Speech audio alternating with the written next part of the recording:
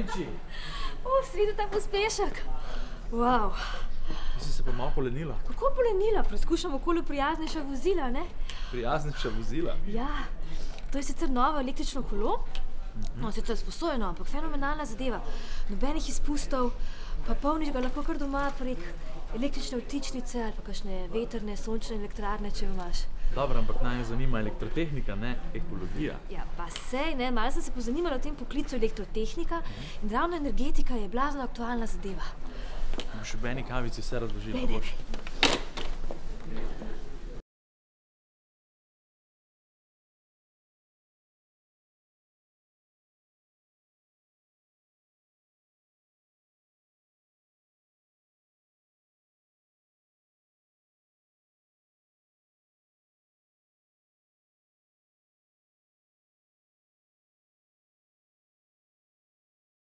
Redni profesor, gospod dr. Andrej Predin, vi ste dekan Fakultete za energetiko.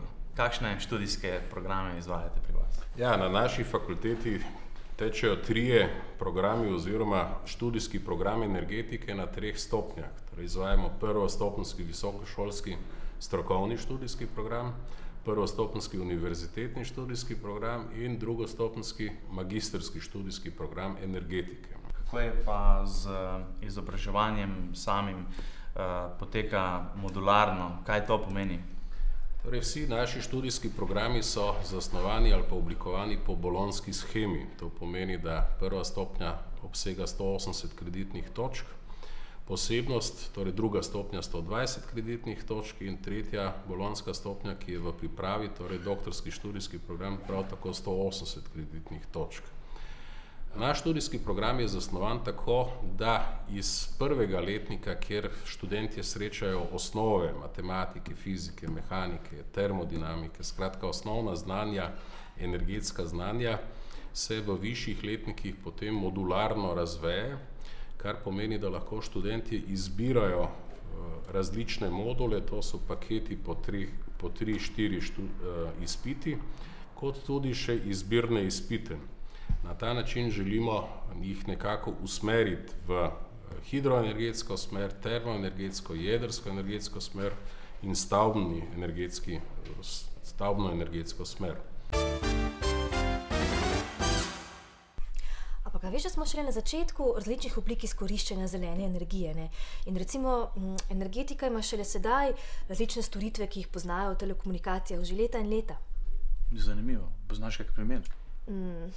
Recimo smart grids. Smart grids. To so v bistvu pametna elektroenergetska omrežja. Kot neke vrste lepilo, ne? Povezujejo elektrarne, kjer energija nastaja, z različnimi električnimi vozili, ki jih bomo v bodoče še toliko bolj uporabljali.